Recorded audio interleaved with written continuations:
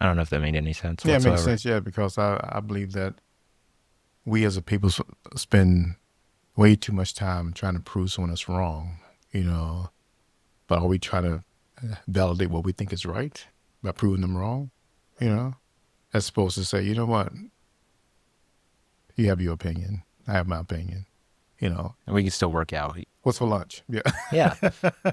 Food tastes the same regardless of what your opinion is. Exactly. People come into your life for a reason or for a season. Hmm. What do you mean by that? It goes back to the quote I heard from Bill Gates. He says, um, be kind to everyone because everything you need in life, you got to go through a person to get it. All right. And so that person might come in your life for a reason to help you achieve a goal, things like that. Or the person might come in your life for a season, a lot longer than that, so it could be a wife, it could be a son-in-law, right? It can be things like that, right? So I think that that to be a student in your thinking, you have to realize why that person's in your life. Are you all right with talking about your life during the civil rights movement? Yeah, yeah, If you applied that people come for a reason or for a season to you growing up in Birmingham, yeah. Alabama, Birmingham, Alabama. Yeah, what was that like? that's a good question because I never thought about it like that. But because when I was growing up as a kid, I was blindfolded, if you will. I was shielded from a lot of things that was going on because I was a child, right? But I did by accident see things that really was happening. I saw my uncle get bit by a dog, because um, dogs attacked him. I saw my aunt get arrested in front of a movie theater. A famous picture of her getting arrested, and just for a protesting, And I think that when people are so caught up in the moment, they lose perspective, right? Of what's really the bigger picture, the whole thing, And I believe that, man, it's kind of touching me a little bit here, right? I, I, I believe that going back in time and trying to relive it, that that reasonable seasons kind of blinded because you can't see past your reality, So yeah, that's the problem with that. Yeah, I know a lot of the bad memories that I have. I don't remember the memories themselves, but I remember the feelings I had during that time. I like if I have a conversation with someone, I don't remember what we talked about to the depth, unless it's recorded. I don't remember exactly what talked about, but I remember the best parts that I liked about it, and then I remember that continuously. Like if they said something that really made that click, and so I'm guessing that, or I'm assuming that something like that happened with you. That you don't remember all the bad stuff like directly because your brain wants to suppress those, but you do remember that it wasn't a good time during that. Right, but I do remember that, like I was thinking that I don't remember how I got out of it, but I remember that my goal was to get out of Birmingham because I graduated high school on a Tuesday and I was going that Wednesday. And my wife jokingly say, um, I'm sure there's something to love about Birmingham. I said, yeah, the way I felt when I was leaving, right? Because I was going to California, a whole new experience, right? Different people, different mindsets, different dreams, things like that, right? So I left that part of that negativity in the back, in the rearview mirror, if you would say. Would you say that Birmingham was one stage of your life, California was like an in between, and then you went into the Navy? Exactly. Yeah. Yeah. Um, I I was. It's funny. It's funny because I say that I tell people all the time, are you running towards something or running away from something? Right? I was running away from Birmingham, but I was running towards the military. I really want to go in the military. That was my goal to go in the military. Yeah. Tell me about the story with the recruiter. Oh, so I've been talking to recruiting in California for like 6 months or so, waiting for a slot to open for me to join. And then after a few months later, my cousin in Alabama, he called me and said, "You want to come to California?" I said, "Great, I have a cousin out here, right? It'd be great." So I had to fly down to Birmingham to help him drive back to California. All right. The day I got down to Birmingham, he says, I changed my mind. I want to stay here. And it wasn't my intention to stay in Birmingham no more than 26 hours. Right. 2 hours to see my mom and dad, and that was about it, right? But I wanted to get back to California as quick as possible, right? So when you told me that, first thing I did was call my recruiter in California and say, hey, man, I'm in Alabama now. Came down for, see my cousin, help him drive it to California. He doesn't want to go back now. What are my options? He said, well, you got to join down there. And he said, if you join down there, the billet that you wanted will not be open. The job you wanted will not be open. So I said, oh, man. So I called a recruiter in Birmingham. I got on the bus the very next day to go to Montgomery, and this is a capital of Alabama, right? And I was sworn in there, and I was on a flight to Chicago to go to Great Lakes. Yeah, I think it was in March of that year. And it was cold, raining. I was in a foreign place. I didn't know anybody, It was kind of scary. But I got through it, and everything was great. Yeah. You told me that a lot of your childhood and your early memories was you kind of kept to yourself. Yeah, You didn't interact with people very much. Had a very bad speech impediment, right? And I couldn't talk at all. There was no classes, no YouTube I can go to learn how to perfect my speech, right? But so I was embarrassed to talk, So I kept quiet. I had a few friends, that put up with me, But and I would try to be appealing by telling jokes, things like that, try to make people laugh, That was my go-between, if you will. But that was really blinding who I really was, I think there's an idea where if you start reading a book, or people who have speech impediments who aren't able to really communicate effectively, if they start reading through a book or they start yelling it out, they will be able to communicate better without any stuttering or anything. There's a movie called A King's Speech. Mm-hmm. Yeah. Yeah, same idea. You have someone who needs to be able to speak, and then there's the one scene where they put headphones on top of his head, or this is like right when on records, and so they put headphones on his head and told him to start read off a script. And to scream it as loud as he can, but he can't hear himself because there's some music playing in his head. And when they played back the recording of him speaking, it was clear. It was there was no impediment. So you don't really have it anymore, but when you had it, was it more of because I thought I was gonna have the speech impediment, it caused more speech impediment? Like you prove yourself right for a wrong thing? It's a good point. My dad had it. He's passed away now, but my dad had it. My youngest son has a little bit, But getting back to your question, I never knew any tactics. I never knew any. I never knew that before about screaming things out. But I know that if I sing, I don't, I don't have it, right. Steve Harvey, he grew up with it pretty bad too. I don't know if you know who Steve Harvey is. He's a comedian. Yeah. Oh, who's Steve Harvey? Who's Steve Harvey? But he said in one interview about his speech impediment that he would he had to know what he had to say. In other words, that everything he spoke out of his mouth was scripted, or he rehearsed it, if you will, right? So he that really helps him out now. So yeah. Yeah. When it comes, so you're an accountant, CPA. How long have you been doing that?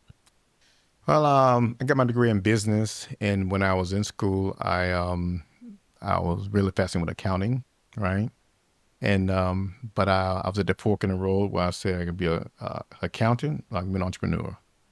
And I knew that accounting was going to limit me in things I wanted to do, so I made it right instead of made it left, right? So I never got my CPA because I'm more of an entrepreneur than that, but I have my background in accounting, right?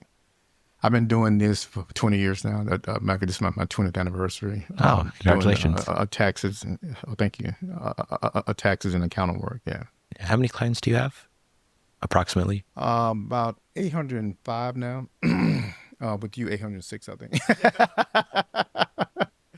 we have clients all over the country, right? You know, but I was doing virtual tax returns the way before the pandemic happened, right? So yeah, the clients I never met face to face. I'm doing their taxes for 10, 20 years. Yeah. Right. What's the best way to when you're talking to clients and everything, what's the best way that you find is will get them to trust you for the knowledge that you've accumulated over 20 years?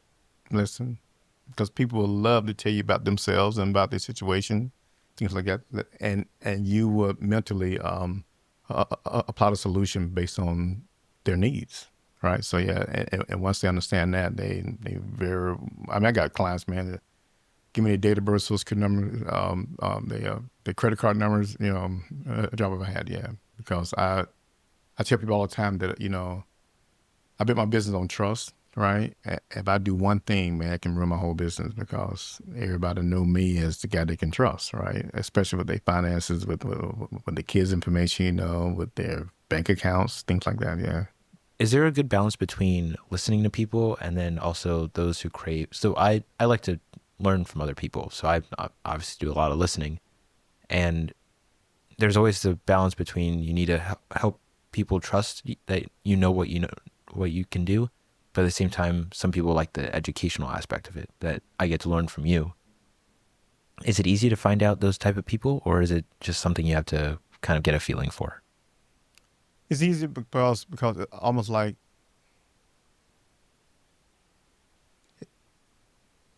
if I put my hand out to help you, you're gonna respond, right? So that I'm doing that is put my hand out to help you. Say, I can help you with your finance. I can help you with your tax. I can help you.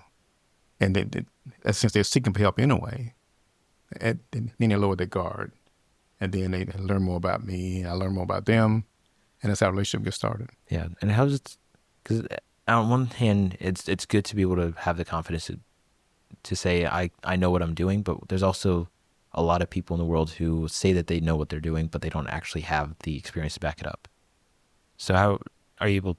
Well, I think that's proven by numbers, right? Because I wouldn't have accumulated so many clients, and my retention rate is like 90%.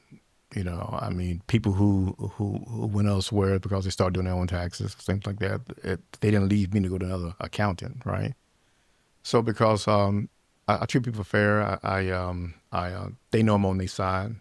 You know, they know I'm on their team. You know, so all I'm trying to do is just, and I do a lot for my clients too. I mean, I do more for my clients than I should do. Because when I get a new client, one thing I do is I do a compliance check and see if there's any past years that didn't file their returns. Is there a balance due with both federal and state, right? So knowing that when we start off this year is a clean year. I mean, everything is clean and ready to go, right? Nothing worse than I'm telling them to get a refund back of $5,000 and the refunds get offset because of some tax debt with the state or something like that, and they mad at me. Dude, I didn't take your money, right? That's why I do it up front. Right. Yeah. Yeah. How do you have the how do you make sure that the person that you're talking to, like you have bad clients, you have good clients. Yeah. How do you make sure that when someone is bad, that you can just let go of whatever that they're doing because they're just taking up too much of your time? I had to learn to do that a long time. I've had that back. I said before, people in my life for a reasonable season. You know, I had clients that I held on for too long because I wanted to help them, right? And they became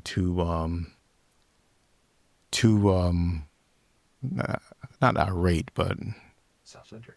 yeah, right. And so that means that like one client in particular, she wanted to blame me for the IRS taking her money. But, you know, I can only report what you tell me, right? I think she was a beautician, whatever, you know. So she received money in different ways, whatever, you know. And so there was monies that she received that she didn't report. And I didn't know that, right? So the IRS found out about it, and they offset her refunds. So she was she wanted to She verbally abused me. She wanted to come and put hands on me, man. It was crazy, crazy. But but her mom, I do a mom text to her mom says she's just like that, right? I said, what? You didn't tell me what I was dealing with, right? You raised this child like this? Her mom is great. Her mom is cool, right? But she said she's just she's like that. Well, speaking of which, your kids are relatively successful in their own endeavors, right? Yeah, yeah, yeah. Yeah. My oldest child, well, all my kids have, well, except my youngest son, he's 19 now. He's still in school. All my kids have master's degrees, you know. My oldest daughter has a master's degree in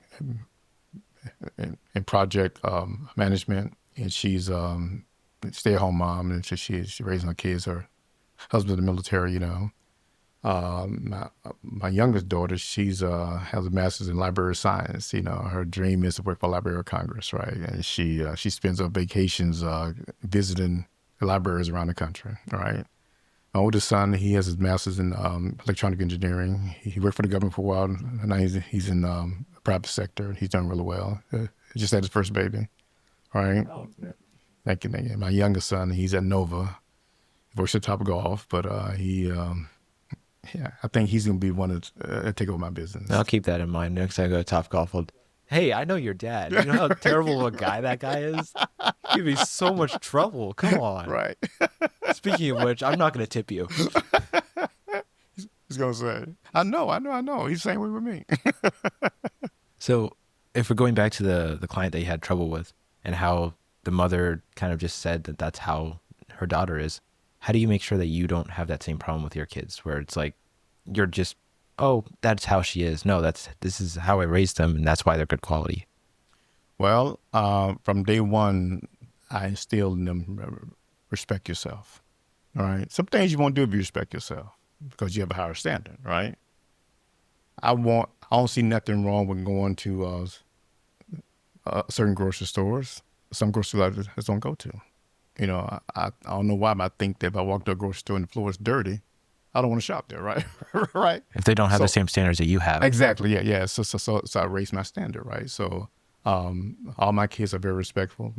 They respect themselves, and they'll never do anything like that because they have so much respect for themselves, right? So yeah. All right. So yeah. So the higher the standard that you have, you don't lower your standards for other people. Oh no. No. And it doesn't matter if it's an individual or a business or a company.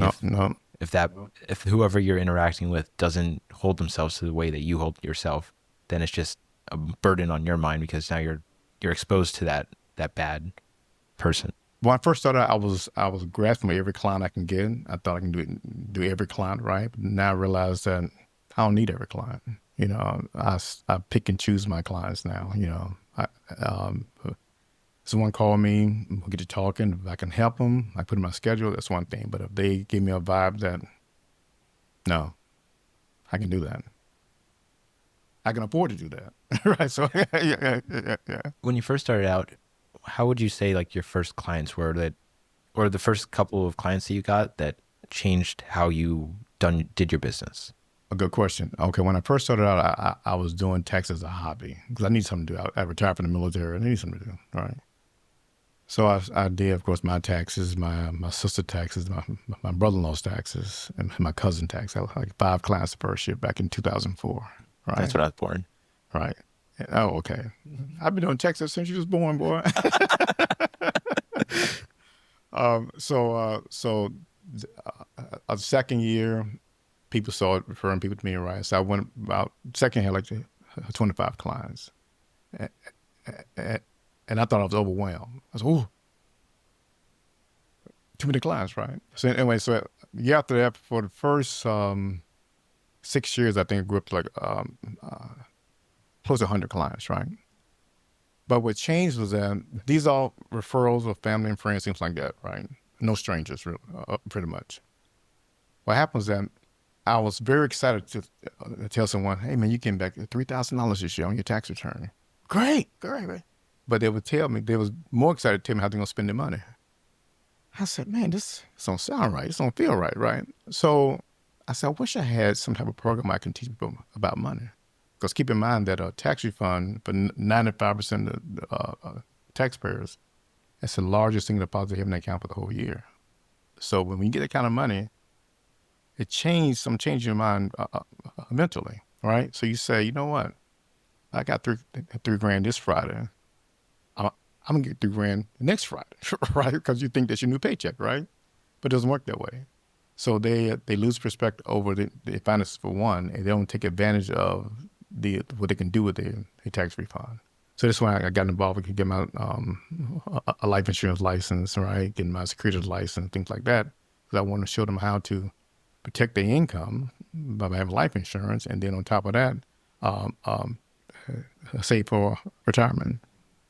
So what would your mindset be if so you get your refund, big amount, and let's say someone like me, 20-year-old who's not really thinking about retirement, but more thinking about like the easy things to get. Like I want a new PlayStation, I want a new computer, I want stuff to the pleasures of life rather than be able to put that money aside or put that money towards something better. What would your mindset be to someone if you're talking to an idiot like me? Well, I would say write down everything you want next 5 or 10 years. The type of car you want, the house you want, the games you want, trips you want to take, whole 9 yards, right? Write that down, but it's towards your goal, right? In the meantime, you need to capitalize on the time you have because waiting, if you start your retirement now, start saving for a Roth now, you can save from age of 20 to 29, say $600 a month. Max out your Roth, right? When you're 29, you can stop saving. But by the time you retire, you have over $2 million because the way it'll grow, right? But if you wait till you're 30 to start saving, you got to save the rest of your life until you retire to have the same amount of money. So that's a big caveat there. People don't realize that if you start saving early, you have to save the rest of your life. But if you wait late, you got to save the rest of your life. What about like there's people who say that 2030, 2035, the Social Security is going away, or that the social. Okay, I'm ignorant. That's fine. I'm 20 years old. I got that. People say that, yeah. People Yeah. say that, yeah. Yeah. Well, they've been saying it. You know, the reason why the original date for Social Security was 62 because people wasn't living long past that. Now with the advancement Of medicine and of medicine, people living longer and longer and longer, right? So they went from 62 to 65, 65, 67. They might increase it to 70, right? But I don't believe that Social Security would be out of money until 35. Why? Because people's in charge and want their Social Security, so they're gonna keep it, right? going back to the you're talking about how money is that you want to convert money into your time. You maximize what you're earning, but also what you are thinking. Well, I get up every morning. You know, I have a routine. You know, I pray and I walk 2 miles a day, and I have a daily a money goal. How much money to make today, right? And my day is geared around that. The clients we're going to meet, you know, the calls we're going to make, right? All based around how much money to make that day, right? So I know that my goal, of course, is to keep doing it so my money can work more than I work, right? That's the whole goal for doing this, right? So now I wish I'd have known this 20 years ago. Then I probably be sitting right now. You probably never met me, right.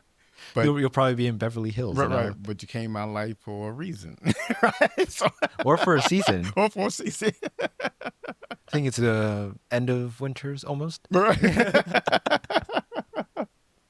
So that's how I see it, right? So that's your question that I consciously think about money all the time. Now, don't get it wrong. I'm not possessed with money. I don't want to live that type of lifestyle, whatever, you know. But I know that money buys security, buys peace, right? Buys like the greatest tool, most less. Right, and it buys options. It gives you options.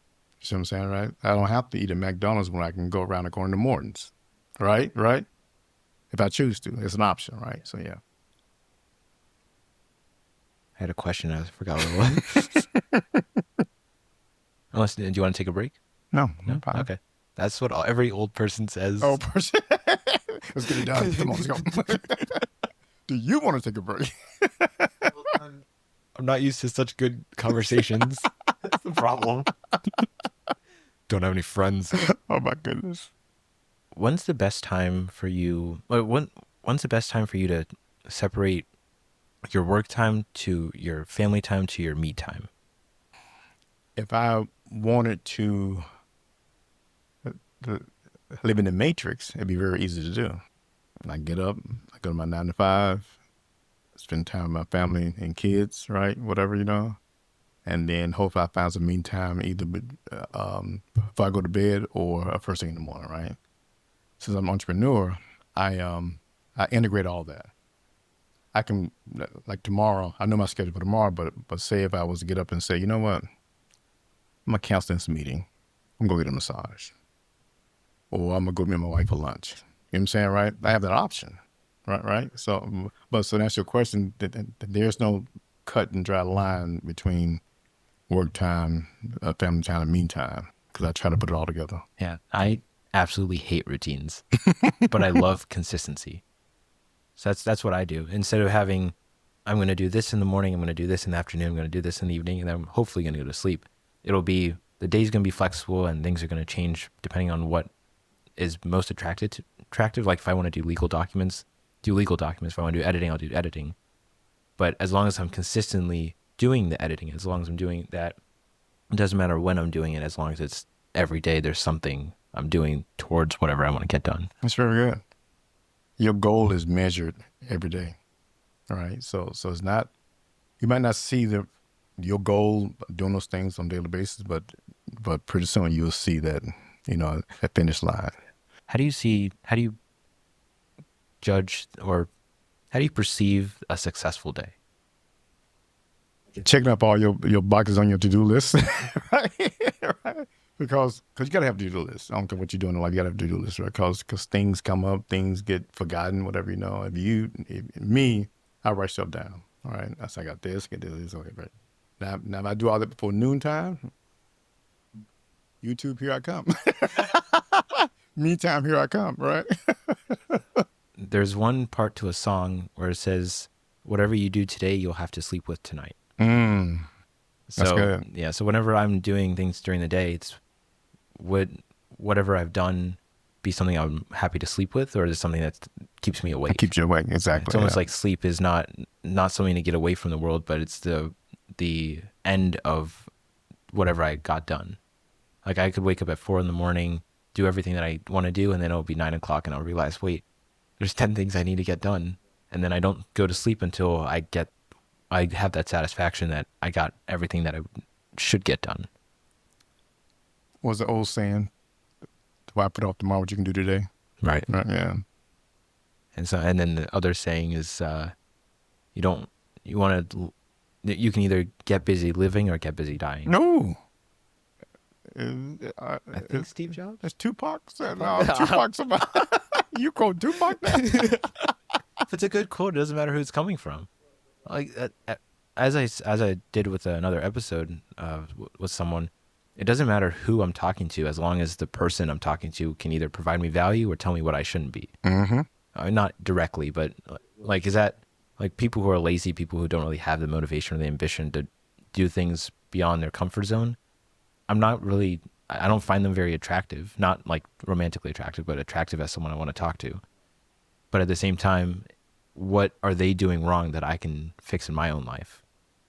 And then it makes almost every conversation not a conversation of I'm trying to force myself into not of resisting them, but rather take whatever they're doing and make it into a growing moment. People that stagnant like that, it's like they're wearing a t-shirt that says, I learned everything I need to learn in life. I'm done, right? Because, I'm always trying to, figure something else out or learn something else. I'm always intrigued by things, right? And I believe, well, I have family members that had suffered Alzheimer's and things like that, and I was told that the more you read, the less you will be subject to that. I don't know how true it is, but I want to keep learning, man. I realized about a month and a half ago that I probably never stop working. You know, my goal is not to work to a certain age, have a certain amount of money, and do nothing. My goal is to complete my mission. My mission is financial literacy, right? Like I told you before, I don't believe, you know, a lot of people in my culture think there's a reparations a check coming, right? And I believe the true reparations is financial literacy. If you learn how to manage your money, learn how to save, learn how to invest, you won't need the government. You won't be looking for another check because you already have it. It's also in the other way that there's no reparation for what other people have done, but rather whatever you do is going to be looked upon by one final supreme being.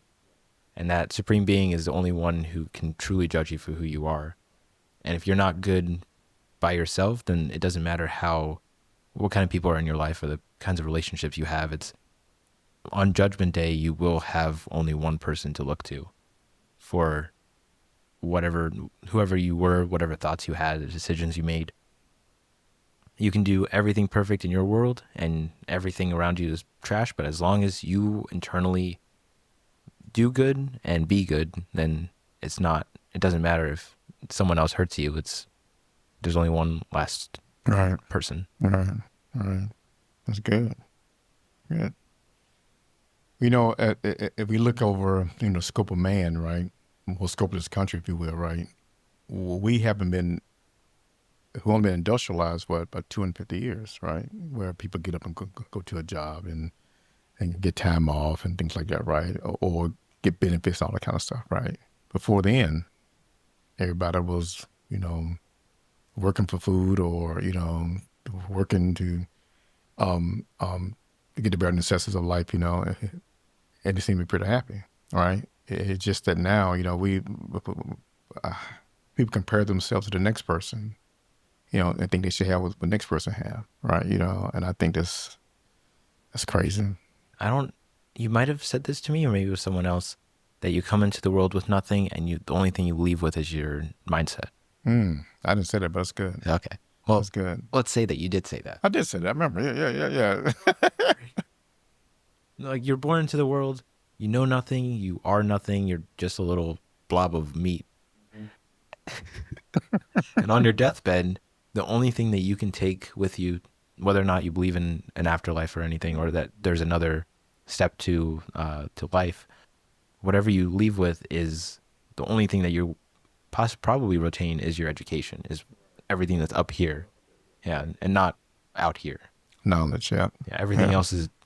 It's like the world as it is isn't made for you to have microphones, to have cameras and everything. It's to build your education so that, because everything's an educational tool. The people around you are I mean, you don't want to call people tools, but yeah, some people are, but they, like, you can learn something from everyone. You can learn something from everything, and it's not for the material things in the world, but rather the intellectual stimulus that you get from it. And it's easy to get caught up into, hey, this person is hurting you. This person just killed this other person, and go into media and everything's a bad thing. Or you kind of look at the world and be like, it doesn't matter if it's sunny outside, if it doesn't matter if it's raining. I might have a bad day, but it's not like I'm going to ruin it for myself or ruin for someone else. Yeah. It's just a viewpoint. Sound a little political to me. I don't know. I don't mean it in a political way. I mean it in a way that's like. But the same mindset people have when the person won an election that they didn't vote for. They figure that the new person is going to take us something away from them, right? Instead of adding to them. Yeah. Well, it's people. It's easy to be the victim or have that victim mentality. It's easy just to say, I'm being hurt and I can't control it. Well, you can control what you do with it. Like if you take an election and let's say it was, I'm not going to apply it to the one we'd had now, but if you you got an election and there's two people and one person got 51% of the popular vote and the other one got 49, and electoral college and all that stuff, but 51% of people voted for one person and 49 voted for the other person. If someone's going to office, they can't ignore 49% of the population. Right. It's like 51% like me, 49% don't. I still have to juggle both of them while also showing that I'm going to make this country better. I'm not going to focus my policies on the 51%. Right. But it's also like mindset, like what we were talking about before. It's you can focus on the bad 90% or you can focus on the 10 good percent.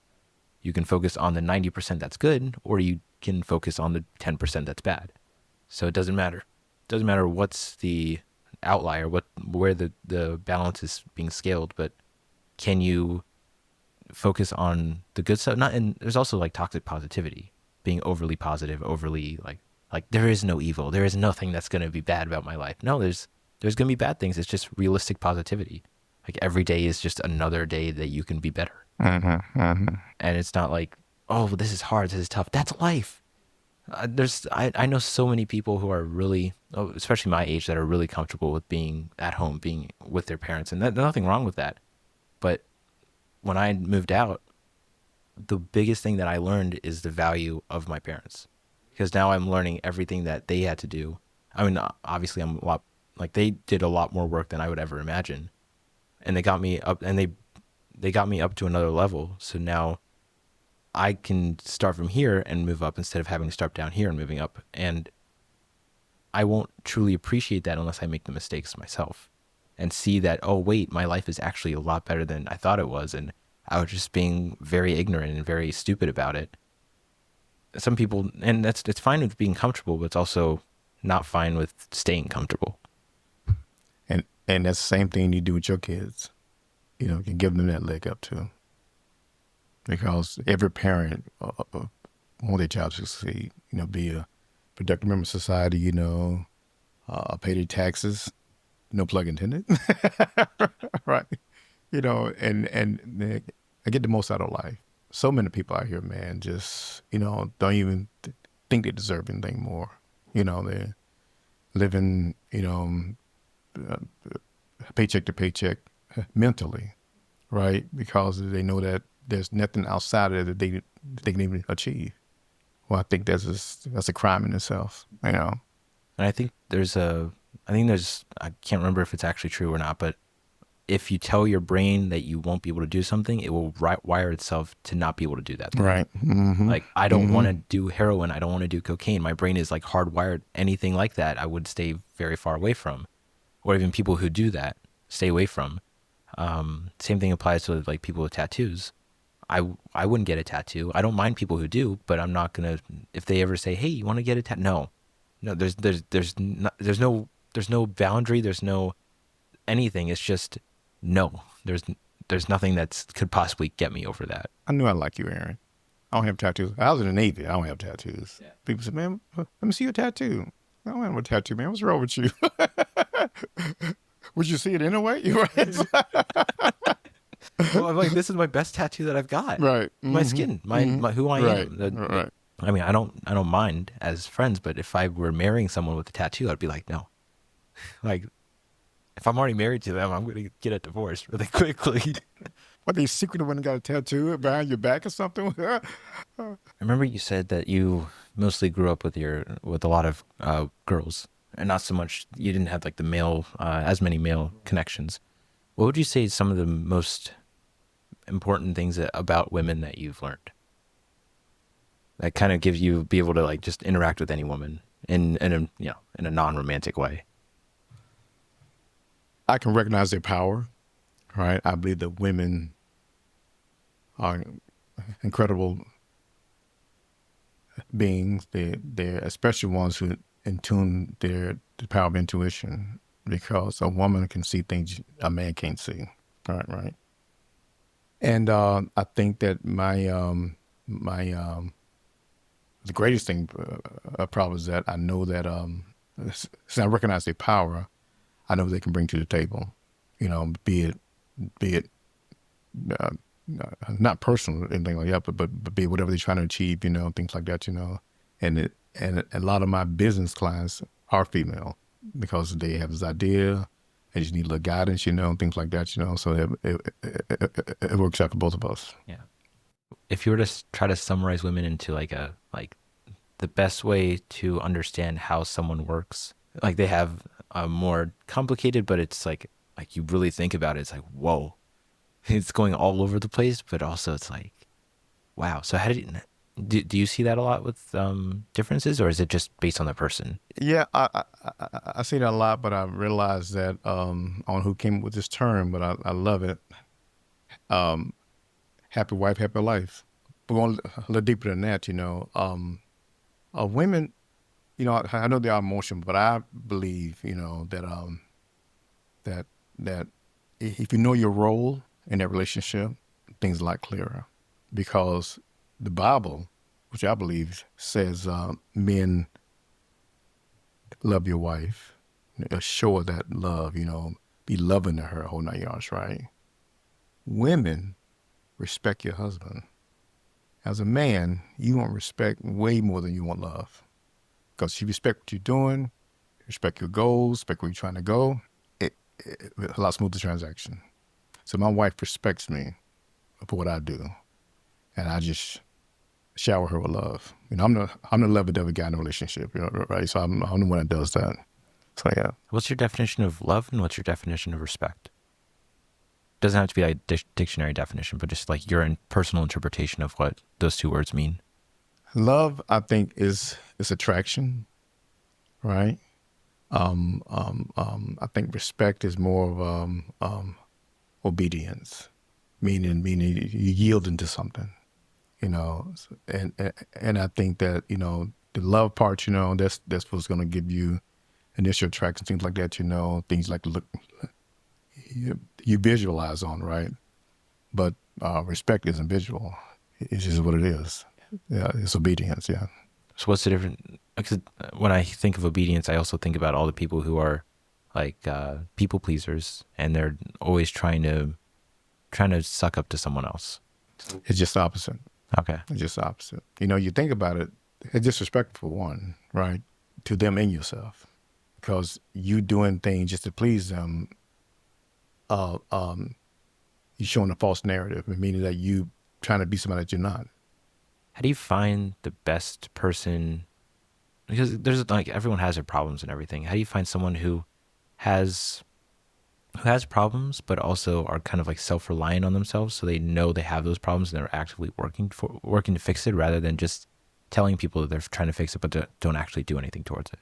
Well, if you think about the latter thing you said, telling people that they fix them, not really doing anything for it, that shows. But someone who identify their problem, but they working, it's showing their work ethic, right? Because you can have a problem, say with alcohol, if you will, right?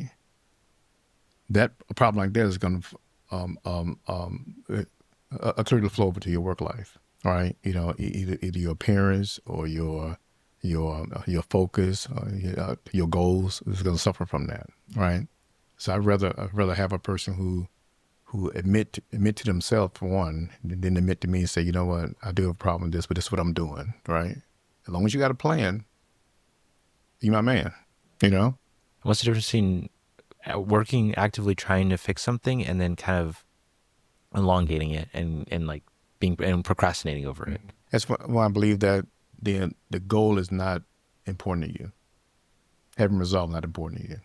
Usually when you're in the process of personal development, you're trying to improve yourself, trying to either fix your problems or come to terms with them. You have to lose some part of your personality. So I feel like if you spoke like really racistly, or you were like sexist all the time just for humor, kind of have to break that off so that you can make room for a more honest, more like appealing conversations. Is there, in your mind, is there a difference between letting go and a difference between kind of losing yourself? Yeah, and the caveat between those two things is pride, right? Pride is not pointed inward. Pride is something people recognize on the outside, right? It's other people's job to be proud of you. It's not your job to have pride. You know what I'm saying, right? So I don't know if you get that, but it's I think that's one of the things that that that give people a false hope because they want to hold in that pride so much because look at me, I did this, I did that, right? Dude, it's not about you.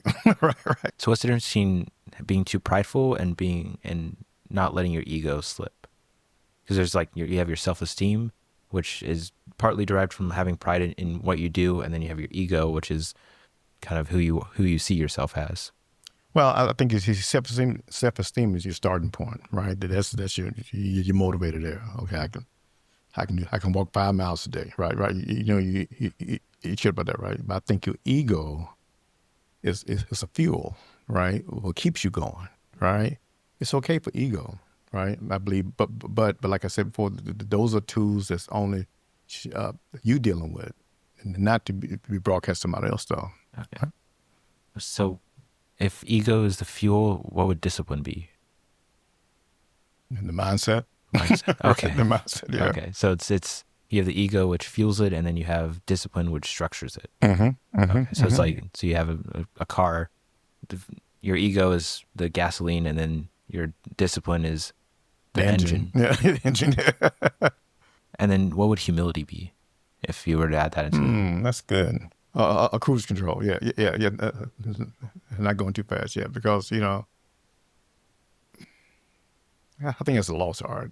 People, in general, from my perspective, right, it's not humble anymore. They don't need all the recognition, all the whatever, because you decide to do a job, you decide to reach a goal, right, and you think that you should be boastful because you did it, right? That wasn't your goal for me to do it. I wanted to do it. Okay. This is. What's wrong? This is a great conversation, and I get lost in what you say, and then you end it, and I'm like, huh? I'm supposed to say something? Like, just keep talking. I don't. Can I drop the mic? Please don't. These are good microphones. No. I will get you a fake microphone that you could throw at the wall. You're paying for the wall. Bro, paying for the wall. Yeah. That's funny. It's the only drink that I'm willing to, with caffeine, that I'm willing to drink because it's like Red Bull but without all the junk. Oh, really? What's it? It's called Jocko Go. Okay. Jocko Willink is a Navy SEAL. He has a company called Echelon Front, and it's kind of all based around extreme ownership. You take ownership for what you do and your actions, and you can't blame other people for things that you can't control, but you can't blame them for just bad things happening. So instead of like if someone comes up to you in like a corporate office or something and says, this wasn't getting done on time, you didn't finish this group of tasks and now everyone's delayed. It's taking that extreme ownership of not saying, well, this person wasn't able to get their tasks done, or this person wasn't able to give me the right resources at the right time, and so now I'm delayed. It's saying, I'm aware of it. I understand that it is really hurting the company, but I'm actively working to get back on track, and this is my plan to get it done as soon as possible. And you believe in that, right? Yeah. I'm still learning it, but yeah, that's something I believe in. I believe in it too.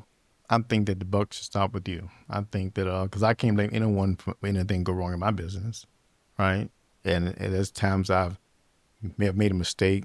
Well, sometimes I admitted to a mistake due to clerical error, or whatever, right? You know what I'm saying? And I paid for it, right? Because I can't say, well, it's not my fault because these people entrusted me, right? They didn't vote for me, but they entrust me, right? Right? So I'm totally 100% agreement with you on that. I think that you take ownership of everything you do. Yeah. And it's better because, like, one, you de-escalate the situation because now they're not as angry because you're being very humble. You not only tell them that you agree with them, but at the same time, you're also not like destroying your own ego by agreeing with them because you're taking responsibility for it. And then on the other side of it, they put more trust in you because they can see that when something goes wrong, you have a plan behind it. Exactly. Yeah. And then they can trust that you do that all the time because you do say that same thing over and over, that I made a mistake. I apologize. I'm going to fix it, and this is why. This is how I'm going to get it fixed. But think about it. If we raise our kids to think that way, Public high school, their incentive is not to educate properly. Their incentive is to create workers, people who just go to exactly, nine to yeah. five jobs. But that's the responsibility. It's not the responsibility of other people to raise. Like if I had my own kids, it wouldn't be the responsibility of a school to raise my kids. It would be my responsibility to instill those things, not by discipline, not by telling them, hey, read this textbook right now, but to set that example that this is how I do it. Do you have anything with that for your kids? That like when you were raising your kids?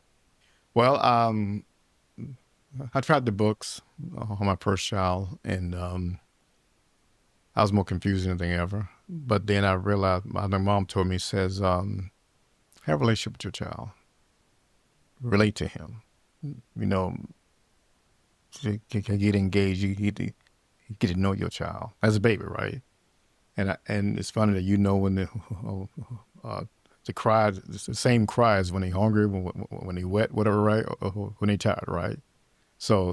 But as you develop a relationship with your baby, you'll be able to determine which cry is which. And is there a difference between, because I know there's one saying where or one idea where the first 10, 12, 15 years of the child's life, you can't be their friend. You have to show them, you have to instill discipline. And then like when they start becoming more responsible for themselves and less dependent on you, then you become their friend.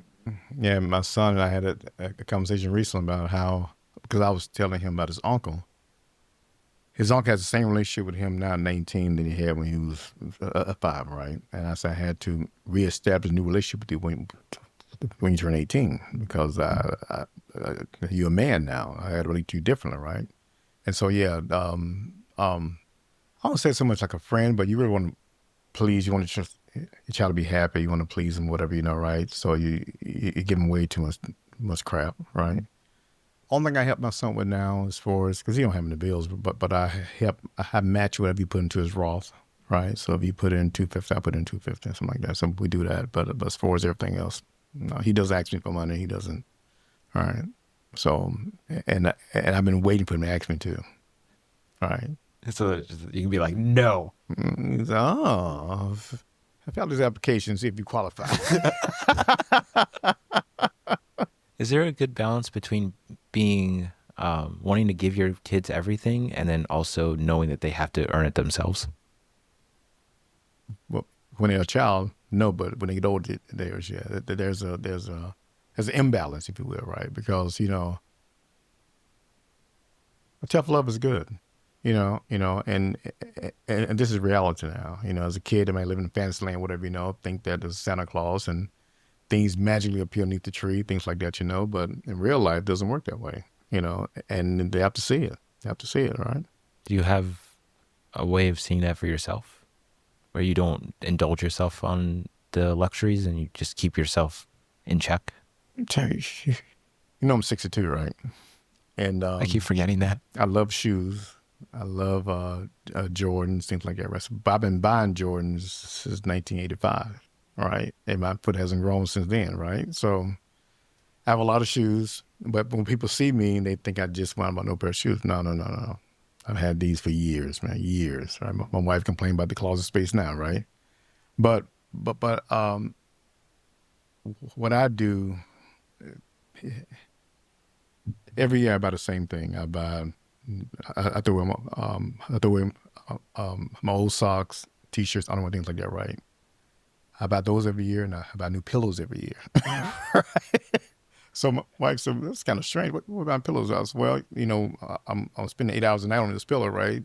And the year's time, I think I got my use out of it, right? To buy new pillows, right? But as far as extravagant things, no.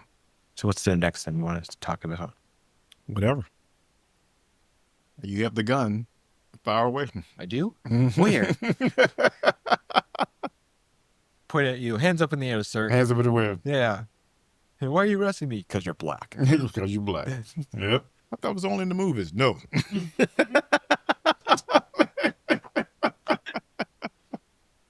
All right. So this would be like 3 different questions in one topic. So forgiveness over resentment to yourself, to the people around you, and to Nah, just that. Forgiveness over resentment to the people around you and to yourself. Well, let's start with yourself first. Okay. A lot of times we fail to forgive ourselves for our transgressions, thoughts, actions, things like that, right? Because maybe we think that we don't need to forgive ourselves, right? But forgiveness in itself is a cleansing tool, right? It cleanses your soul, you know. Now resentment, man, it cuts a little deeper, right? Because you can have resentment, man, for other people, right? And getting back to forgiveness, right? Once you forgive yourself, you didn't have the power, the tools you need to forgive other people, right? Because the old saying, "I forgive, I won't forget," right? The forget part is the resentment part. You know what I'm saying, right? So you're still carrying that along, So summing up, I think forgiveness is the key. Learn how to forgive yourself and others, so you can move forward. Because forgiveness is not for them; it's for you. All right. Because I usually go under the idea of I can forgive someone for something, but I won't forget what happened. That's resentment, all right? Well, not in a resentment kind of way, but just like, you've hurt me. It'll come back to you. It'll come back to me. It always does. I know. 3 hours later. Yeah. Hey, Rod. We have to do everything all over again. Start from the very beginning. Oh, fool me once, shame on you. Fool me twice, shame on me. So usually I'm very quick to forgive people for things, especially when they acknowledge it. Like that's usually if they don't acknowledge it, I still forgive them, but forgiveness, but also not forgetting that has happened before, and that if it happens again, that's more serious. I'll tell you a story. There's a show on TV called The West Wing, probably the greatest television show on air, I think, right? And Martin Sheen played the president. Now, think about it for a second. He's in the Oval Office. He's doing presidential things, right? No matter if there's a bombing somewhere or there's a school shooting somewhere, right? He's doing all these things, right? But at the end of that topic, right, he always said, "What's next?" Right? Because he let you know that we're moving on from this, right? What's next, right? And I think that with forgiveness is like you telling yourself, "Okay, what's next?" Because if you don't forgive, you carrying that day in and day out. You're thinking about it, you rewriting the scene, right? But if you forgive and say, "Okay, what's next?" You can move on. Yeah. What about the people because I know a good number of people who got really hurt from other people's control, but in a way that they didn't at the time see it. So how would you be able to forgive someone who's really hurt you a lot, or like took advantage of your kindness? People come in your life for what? A reason for a season. Right. So what I like to do also, what I have probably a group of 10, 12 people I'm really close with, family members, things like that, right? And so that means that you think that family members we get a pass, right? But no. What I like to do, I like to reestablish our relationship. You know what I'm saying, right? Let's bring up what happened, right? Let me get your viewpoint, let me get my viewpoint, right? Let's see if we can agree to whether we want to keep this thing going or not. Because that's fine with me, right? Because I have enough friends. The 10 I got is enough, right? So that way, it'll bring a piece to you and to them, and no hard feelings, whatever, But most time, you can find a way to work it out, whatever, because who knows what a person's going through to make that decision, do what they did. That's why I said, hey, let's reestablish our relationship, see what's going on, You have to be able to help them out and lift them up, but also let them fall and make those mistakes themselves. So if you want to help the person, there's the idea that you love someone. Love is when you are helping someone when they don't seem like they're worth helping. But at the same time, if you really love someone, you also let them take the falls and learn from their mistakes. So how do you How do you apply that either to your life or to the way you see other people? My wife reminded me a while back that, Rod, everybody don't want what you want. Everybody don't want the finer things. Everybody don't want the clear mentality, right? So you got to let people be who they are, right? So the way I do it is that I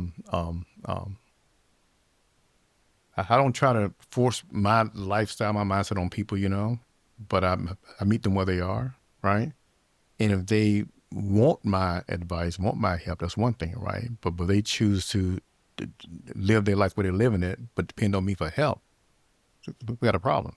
There's a conversation there, right? So what I do is that I take each step at a time and see whether or not I need to put my 2 cents into it or not. Because a lot of times, time will be my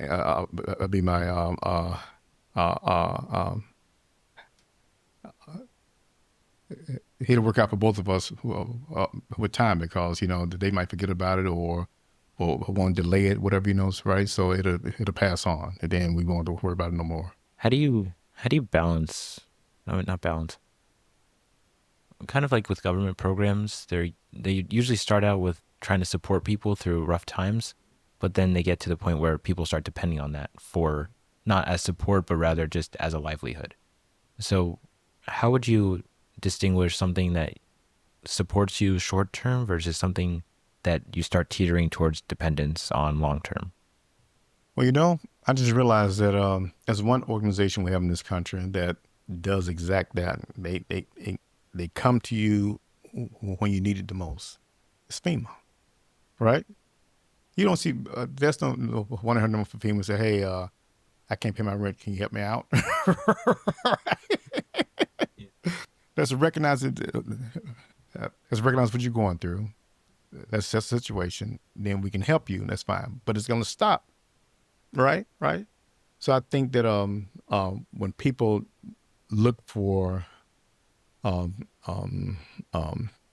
services and programs for an extended period of time, that's, for lack of a better word, that's lazy. That's, I would take the easy way out, right? That's when I think the stimulus checks is the worst thing happened in this country, because that just perpetrated the situation. It made it worse, right? Because I know clients that the money they got, and they a single mom with like the 3 or 4 kids, right, got a lot of money, right?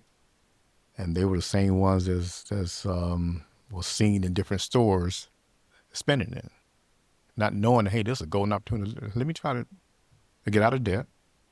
Let me try to save some of it, right? Let me try to rebalance my finances. Oh, no. Because when free money comes, you think it's always going to come, right? Because you didn't earn it. Right? So how do you like when you're helping people and you have that goodwill to say, hey, this person needs a little bit of help, let me help them in the right direction. How do you balance between helping them and then giving them so much information that they start to depend on you for the same thing over and over? Well, depends on the situation. I make it clear, right? Okay, this is our plan. I'm helping with this, and this, right? If you do those steps, you won't need me no more, right? So if the data type who want to come back, week after week, month after month, whatever, then we got a problem, because I know that there's something else going on that they're not, they have not revealed to me yet, right. and then we might have a problem. Right. So there's a difference between helping people to solve their problems and helping people become self-reliant. Okay. And you try to go for the self-reliance. Exactly. Yeah. What would you define self-reliance as?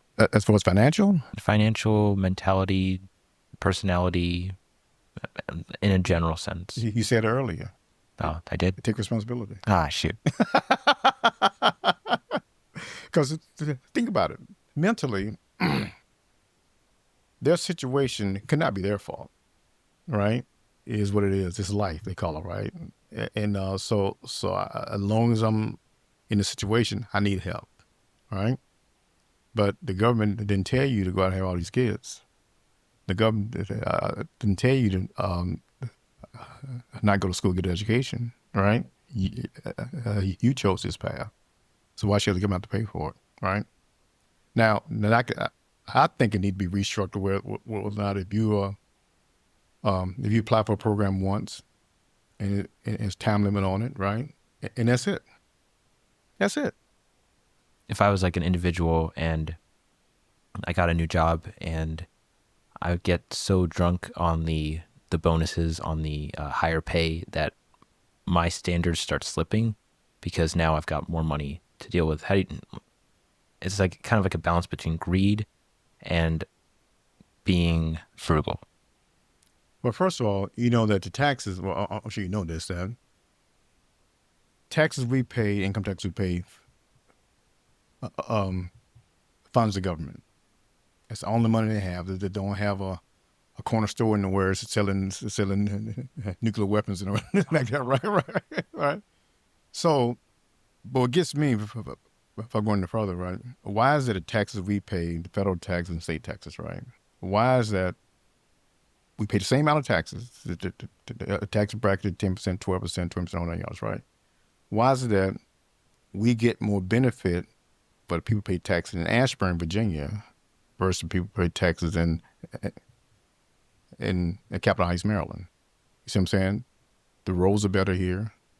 The emergency service is better here. 911's better here, right? Paying the same amount of taxes. But why is that, depending on where we live geographically, the services are different? Why? Standards? So, well, it could be standards, but think about it. We paying the same amount of taxes, right? They collect the same amount of state taxes, local tax, things like that, right? Federal taxes, right?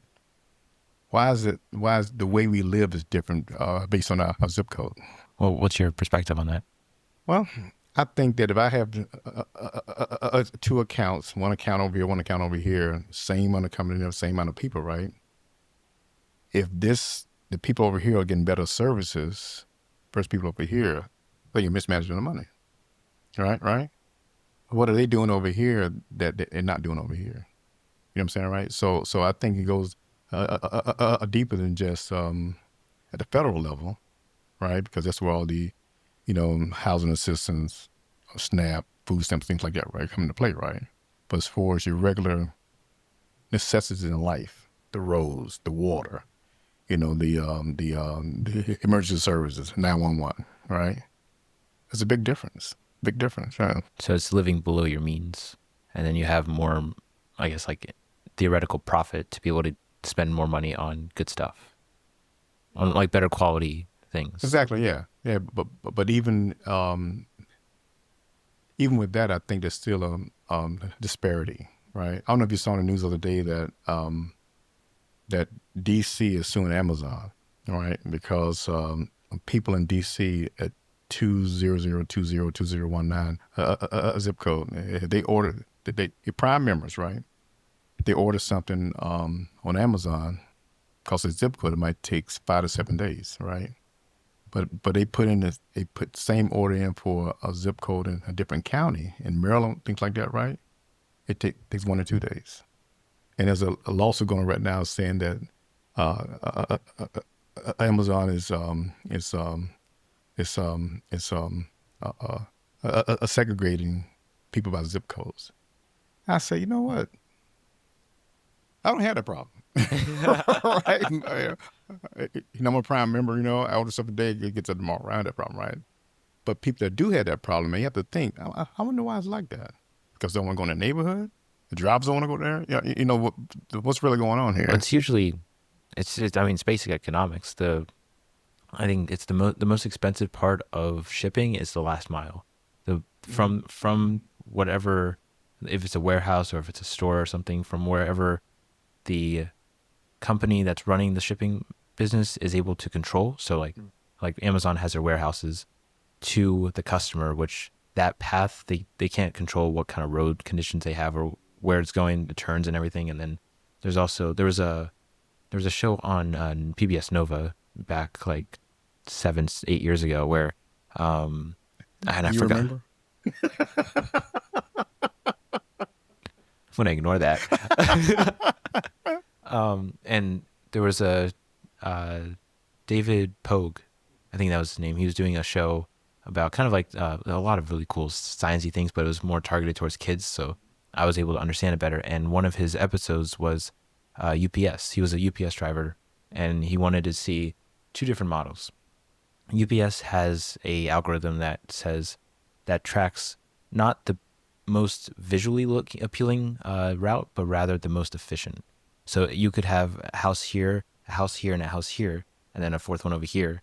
And while it might make sense to kind of make like a nice little loop so it looks visually appealing, it might be efficient to go boom, boom, boom, boom, because the road conditions and everything. And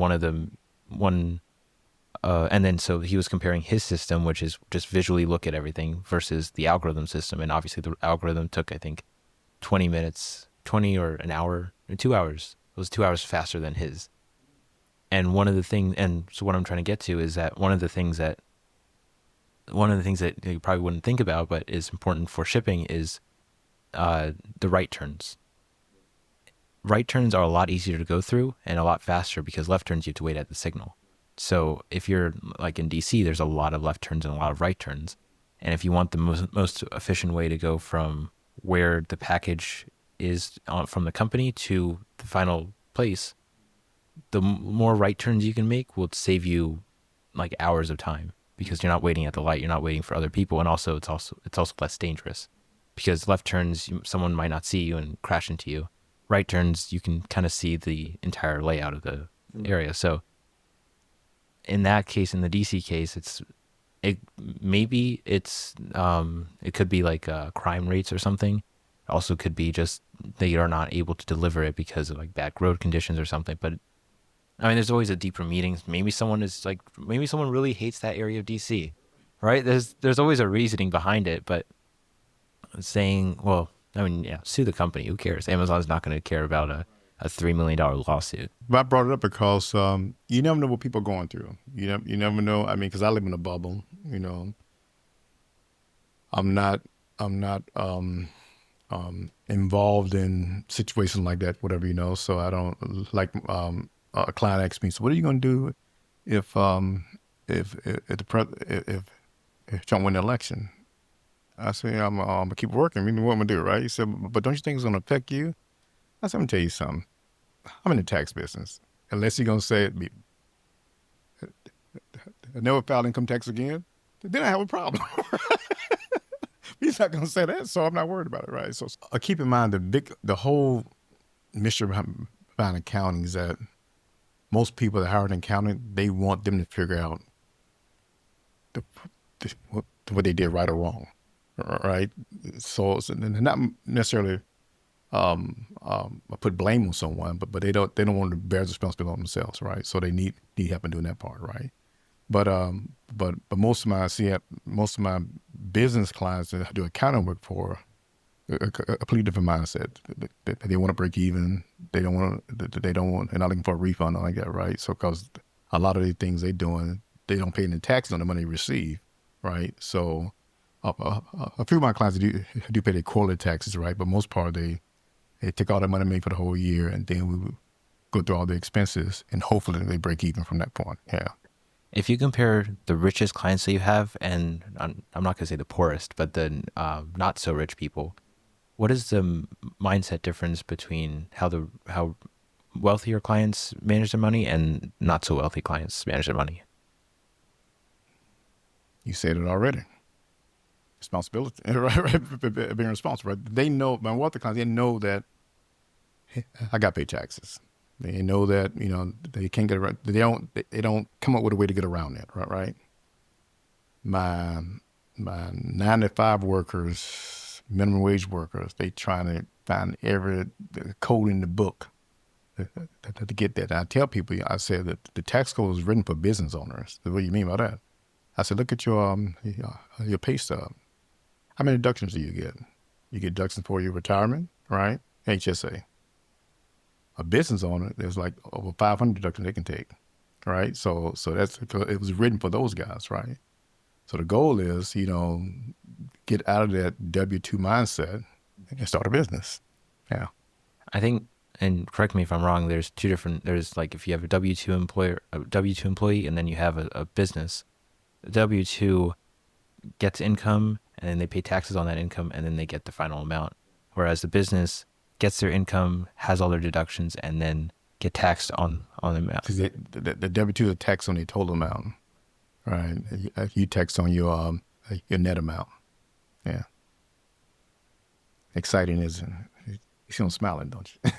I love this stuff, man. I love it. I don't know. What's something you want to talk about? Or a question that you have for me?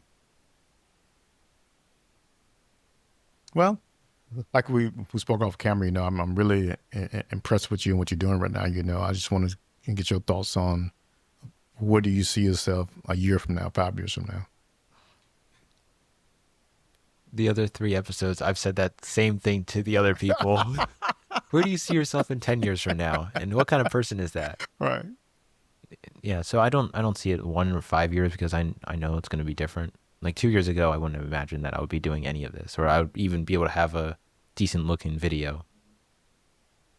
And I know 5 years from now where I'm going to be. I could be on Mount Everest for all I know. Hey, I'd probably be dead, but nice views.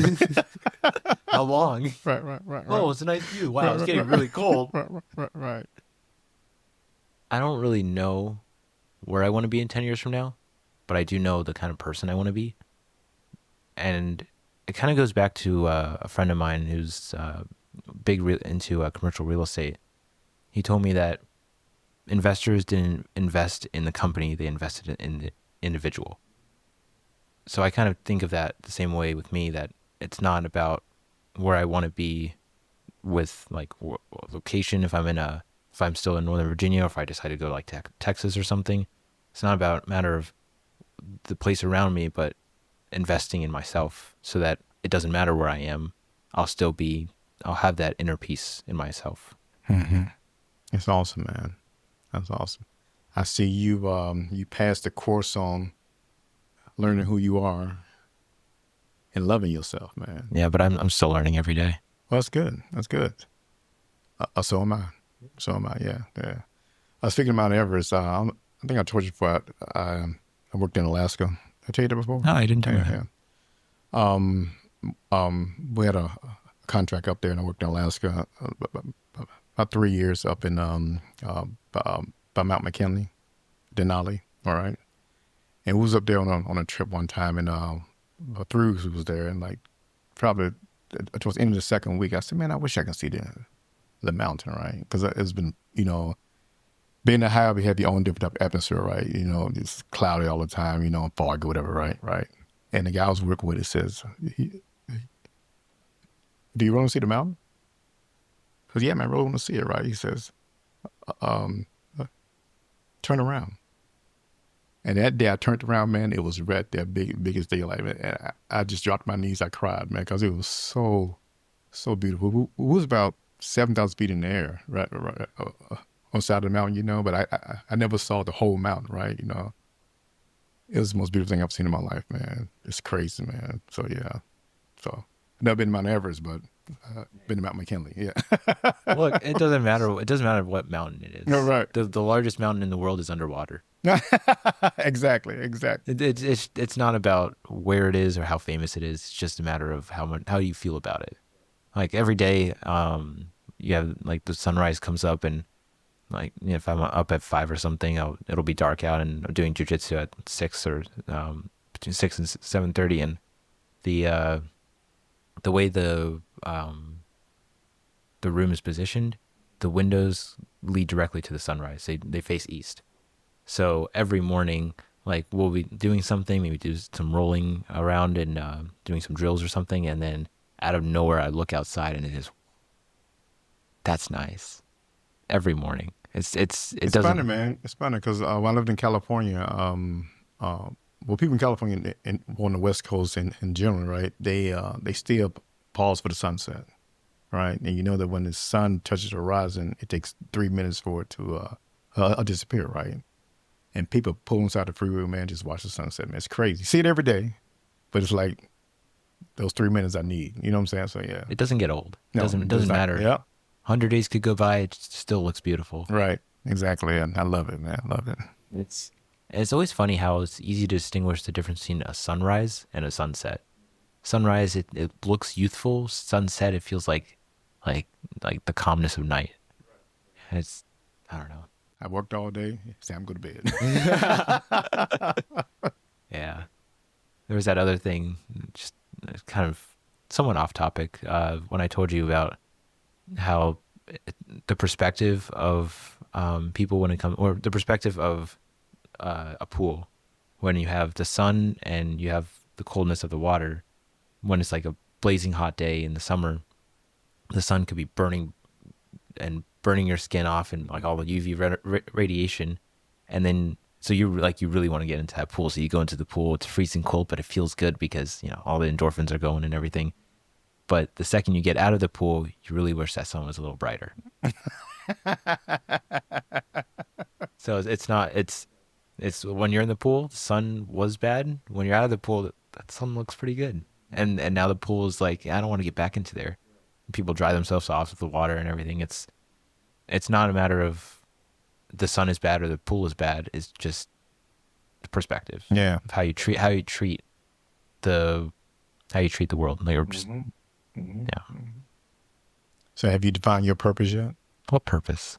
In life. I'm supposed to have a purpose? Yeah. I don't know. Yeah. Just keep doing what I do and don't let someone else control who I am. But also don't be stupid about it. I have to control myself, which I fail to do a good part of the time. Well, you getting there. So except for these are like the only times when I'm like, yeah, this is great. I'm not lying or anything. It's just, it's thoughts are so much clearer when you're talking to someone. But when you're talking to myself, I'm like, That's why we need people, man. yeah. Well, humans are social animals, but it's great because some people, well, you have like really, really stupid people who are just can't. I could barely talk to some people for like 2 minutes. I'll be like, yeah, that's about how I judge people, not judge people, but I kind of sort people into how much time I'm willing to give them. So like my parents would get like 10 hours of my time, like per day. So my parents would get like 10 hours of my time. My sister would get like 8 hours of my time. Some of the closest people I know would get like maybe 4 or 5 hours of my time. And then there's people that would get maybe, and the vast majority of people would get like between 15 and 30 minutes of my time. And there's those few people that I would barely give 5 seconds if I was generous. 3 seconds is enough. Hi, great, end of story. So it's just like, it's great to have, it was kind of like what you said earlier, that you have, that your clients, you choose the clients that you enjoy talking to, that don't give you a hard time, but you also have to be selective about them. And you don't want just to get anyone. You want to get people that don't cause you problems later on. Don't get me wrong now. I'm not afraid of a hard time because I like a challenge, right? And a lot of times I learn from things like that, right? But if I know that we've been around this merry-go-round a couple of times already and you still don't get it, right? It's time for the ride to stop. All right, so yeah. But who makes you accountable? Who holds you accountable in your life? Who holds me accountable? Yeah. That person in 10 years from now. Okay. It's weird. Like, obviously I have, like, it's not so much that there's any single person, but everyone that I truly love will reinvigorate something about me that I forgot about or something that I lost. So it's like, there's all the lessons that my dad taught me that there's that one quote from Mark Twain. When I was 14, I thought my father a fool. When I turned 22, I was surprised how much that old man had learned in 8 years. Yeah. So there's all the lessons I learned from my dad and a lot of lessons I learned from my mom. My sister had a saying that I shouldn't take risks, but I should take calculated risks. So just weigh the options and see whether or not it's actually worth taking the risk. So there's close friends of mine that I'll remember them saying something a year ago, or I might not remember what they said, or remember when it was, but I remember that they said something that at the time I thought they were wrong, but now that I see that it applies to a situation, I'm like, they were right at the same time. Like there's some people that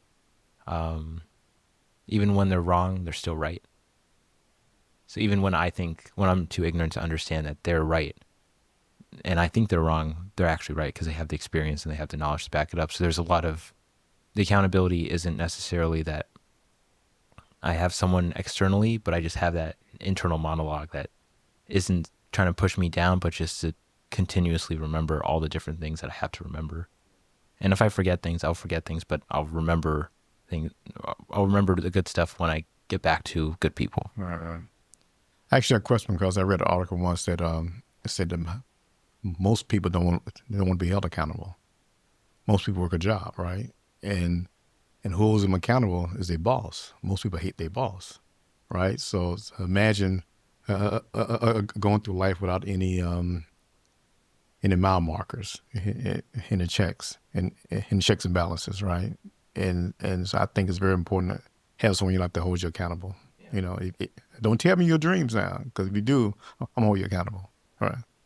So I just remember something that a good friend of mine told me, is that you don't do good stuff. You don't do the good work for other people. You do it for yourself. Right. You don't put in the effort because someone else told you to. You do it because it makes you a better person. You going back to humility? You remember talking about? Oh yeah, humility, Yeah. humility, extreme ownership. You don't you don't expose yourself to bad people. You don't go for the easy things in life. If there is efficiency, it's good to be efficient, but it's also, is it efficient or is it something that's just easy to get? Like some people have like the analogy of the low hanging fruit. Well, if it's a low hanging fruit, I'm going to take it. But if that thing's crusty and molded and rotten, I'm not taking it. I don't care how enticing that might look. It's not. Not that low now. Just put forth some effort to reach for it at least, right? Yeah. So, yeah. So it's just a matter, is what I'm doing efficient, or do I have to re-water the tree? Do I have to add more fertilizer so that next time the tree has fruits, it's not rotten. It's tasty. It's surprising how all it does, if you feed the right things and you water it and you have the consistency and you just continually have the discipline, the consistency, and the optimism to continually feed something, it's going to be, you'll look at it like 5 years before and be like, that was really small and now it's much bigger. So that's kind of like how I see myself in 10 years, that when that 10 years comes by, I'm going to look back and be like, that was not bad. I didn't slow down. I forgave myself whenever I did something stupid, but overall it was massively more, my life is so much better because of that. But at the same time, I don't look at myself 10 years from now and be like, it's 2024, so 2034. I don't see it as 2034. I see it as 10 years from now. Tomorrow is 10 years plus one. Day after that is 10 years plus two. So it's always 10 years. Yeah. And then I'll look back, 10 years ago, that was good. Now where am I going 10 years from now? I see life as a Box of chocolate? as a journey. I like to use a road trip, for example, right? You know, if I drive from here to California, it's about 2,000 miles, right? Use an example, right? And I know that I need a map or some type of a navigation device to get me from point A to point B, right? Right. And the only way I can know exactly where I am now is based on that mile marker on the side of the road, right? Now, on this journey, see things that entice me, excite me, whatever. Like I might see a McDonald's sign next exit, or Starbucks, whatever, right? So I might pull off if I get back on the road, right? Problem with most people that they'll pull off and never get back on the journey. Right, what I'm saying, right? So now they stuck there and they said, how the world I get here? Right? You know, be it a relationship, be it a job, be it whatever, right? You know what I'm saying, right? So the goal is you get back on, get back on the road, get back on your journey. That also applies to casinos. So the one thing that one of the things that casinos do to keep people in the casino and keep gambling their life savings away instead of investing in it with a Roth IRA, right? This video is sponsored, no. The one thing that they do to keep the people inside is that they don't have windows and they don't have a clock. So people don't look at the clock and be like, oh, it's been 4 hours, or they don't see the window and see, oh, it's the sunset. They just do the same thing because it is addictive to gamble. You start gambling and it's like, oh, I was so close. You weren't close. Odds were always against you. But there's also something you could learn from that, which is if you always tell yourself you're closer to where you want to be, then it becomes not so much the reward, but rather the journey itself. Because you can be very, very close to it, and you can keep gambling and everything. But if you do it in a smart way, not just gamble mindlessly, like, oh hey, I'm going to put money into this educational course because it's supposed to make me a lot of money, but rather I'm going to put my money towards skills so that I can hire people who know that, and then I can do more things and hire more people, and then keep going back and forth. But it's not just doing it because it feels good, but because it's the best thing to do. I don't know. That's good. Yeah, That's good. Yeah. I don't know. I feel wiped. You wiped. Yeah. Come on, man. Get back to work. Come on. More questions, please. Come on. Yeah. All right. So it's been about 2 hours, surprisingly. Okay. Do you want to take a break, or do you want to? Do you want to take a break, or just keep going a little bit more? You got more questions? I have no idea. My brain is mush. I'm not used to doing like. Let me talk to your supervisor. Let me ask you a question. Give me one piece of advice your future self will tell you now. That's a good question. Future self, tell me now. Mm-hmm.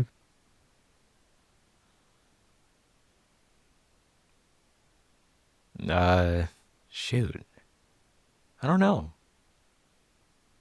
A piece of it, like what kind of piece of advice? Anything. Like anything? Business, relationships, anything. Most of the advice that 10 years from me would say would be all the quotes that I know now, or it would be all the quotes I would learn, like Mark Twain's "Don't argue with stupid people; they'll drag you down to their level and beat you with experience." And I don't know why you're talking to me then. No, what would you say to you? Well, I asked that question because I want to see if you had any regrets now. I always have regrets. What are you talking about? I regret everything. Really? Yeah, I regret how much time this took. I thought you wanted all this time. No, I do, but there's so many mistakes and so much money that I had to spend because of my lack of knowledge, lack of experience. And like, when I first started, I thought I needed like the traditional boom arms and everything, with like the nice fancy stuff comes across and like, ooh, look at this. There's a microphone in front of me. Only to realize that I kind of need this space right here. Right. There's the cost of education, but also the cost of ignorance. Because yeah, I wanted that boom arm. I wanted that traditional podcast look, but I also realized that I don't need it. It works for some people, but for what I do, I mean, I'm not a big fan of like an arm coming down here. I would like it to be in front of me, but at the same time, it's easier to communicate with hand motions and everything. So, I mean, the only thing I would regret, the other regret would be how much I thought my dad was stupid. That's another regret. Yeah, he's not stupid. I just didn't know what I needed to know. Also assumptions, speculations, assuming that I knew how people worked, or speculating about how, like if someone like unintentionally hurt me for whatever reason, it wasn't their fault that they hurt me. I was my fault for taking it, assuming or speculating on something. And then, I mean, everyone's going to have regrets. I mean, you probably have regrets. Yeah. Yeah. I learned a while ago that no matter how much I'm working towards my achievements, whatever, right? I realized that if I think that the cost of success is high, wait till I get that bill from regret, right? Because I realized that regret, man, oh my goodness, that's such a powerful word, because you deal with that mentally, psychologically, and how that affect your current perception. So, but you asked me what my older self I tell my younger self, right? I think I shared this with you off screen, was that don't be a people pleaser. You're gonna waste so many years of things you should be focused on instead of focus on that, right? And that's probably my biggest regret ever, you know. Yeah. Yeah, but you never regret when you realized you wanted to change. I don't regret that. You know, and you don't regret the years that you continuously improved on that regret. Well, I don't. But what I had to do, Aaron, I had to date myself, right? I feel I mean by that because if I'm being a people pleaser, I don't know what I like. I don't know what I want, right? So I would, probably I would take myself to a movie. I'll take myself to a dinner. I don't mean to Bob's Big Boy or something like that. I'll take myself to a DC Prime, sit down by myself, have a dinner by myself, right? A morning steakhouse, things like that, right? Because I had to learn how to, if this is what I like to do or not. And then not doing it to impress someone, but see if I like it, right? Right. And so by doing things like that, showed me who I really was. So now I can say, you know what? I can show you who I am. So this is who I am. You like it or you don't, but this is who I am, right? Right. I'm not doing it to impress you, because this is what I do. Yeah. That's really interesting. So I knew date that. yourself. Yeah. I'm glad I'm not gay because that would not turn out. I don't mean go to first base with yourself. I mean date yourself platonically. Well, most people want to be liked. Most people want to do things because keep in mind your first date, you showing the best of yourself, right? You're not trying to make any mistakes. You're trying to open the door for somebody, things like that. You be in the best behavior, right?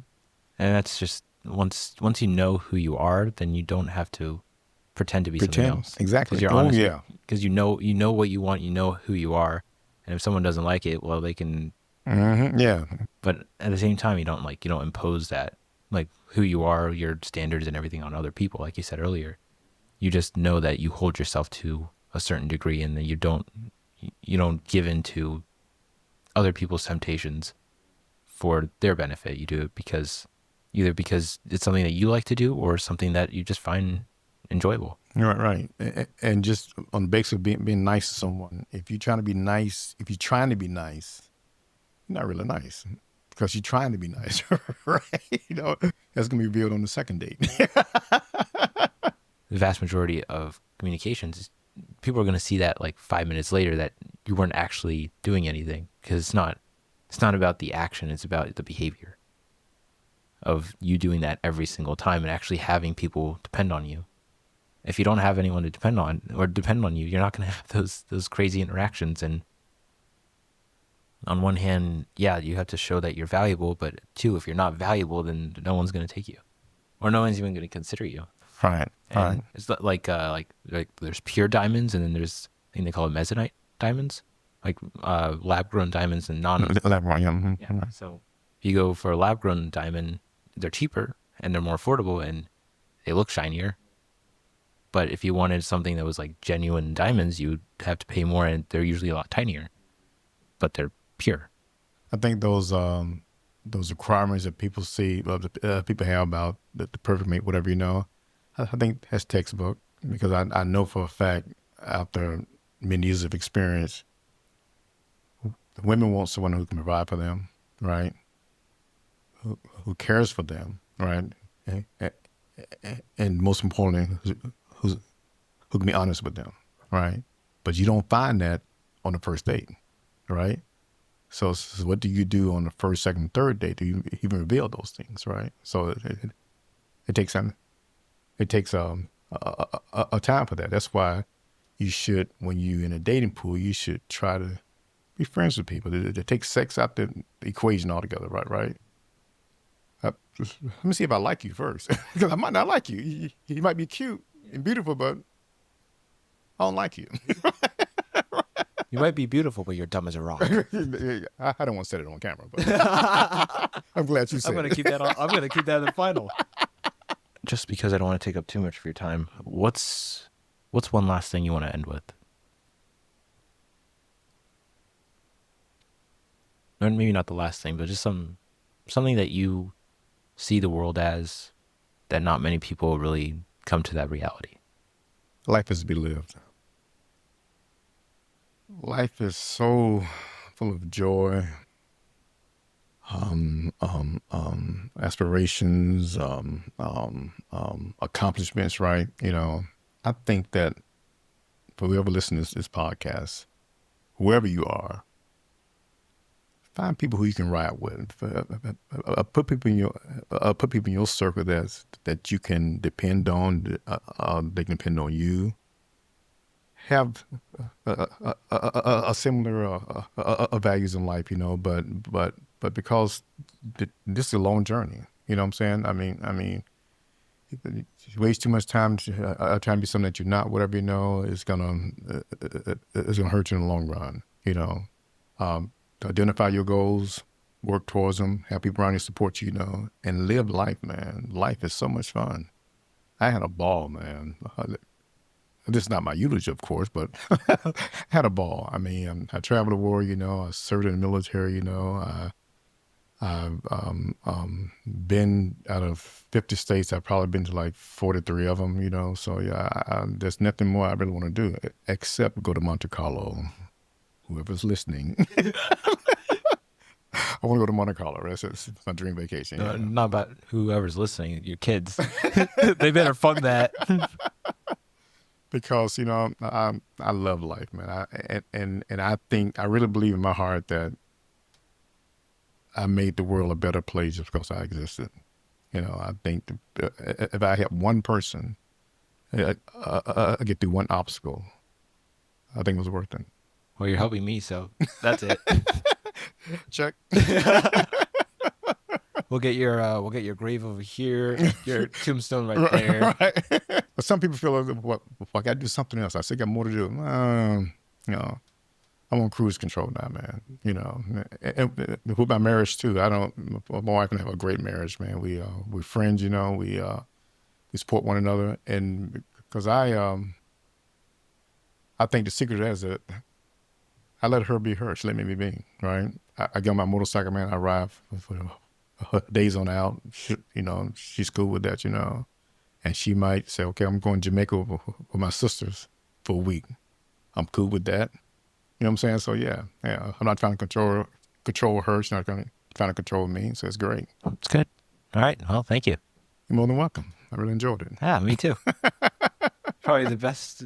I wouldn't say the best one I've had, just because I know the other guys are going to be watching. This was really good. I'm very happy how this went. Good. Even if no one watches it. Okay. I'm gonna watch it. I'm gonna watch it. Great. My son gonna watch it. My wife gonna watch it. Everybody in my family gonna watch it, right? I got 5 likes at least 5 likes. Hey, I'll take it. Cool. Thank you. Right, man. Yeah.